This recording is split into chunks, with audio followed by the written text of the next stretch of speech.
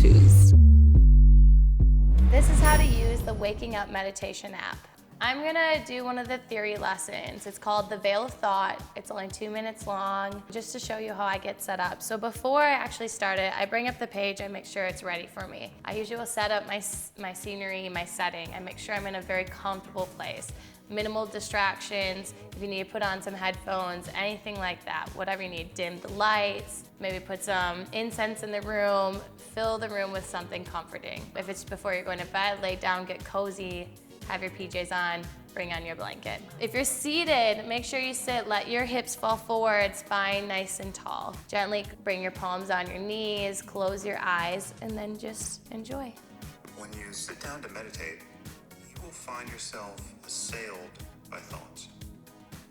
Thoughts about what you need to do later in the day, thoughts about things that worry you, thoughts about things you want or don't want.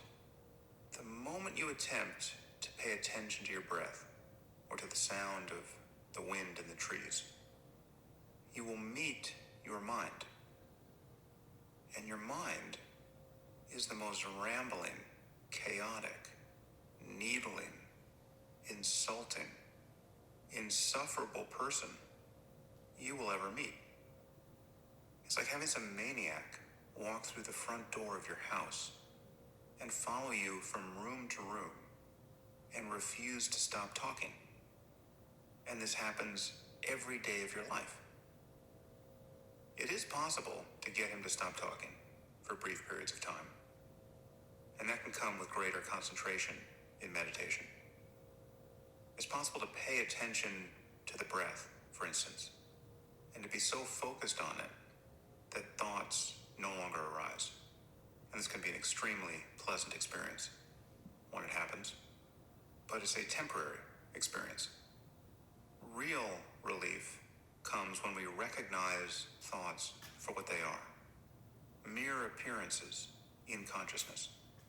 Images, bits of language. The fact that a thought has arisen does not give it a necessary claim upon your life. It need not have any implications, psychological or otherwise. Of course, you'll continue to think and to be moved to act by thoughts. But meditation gives you a choice.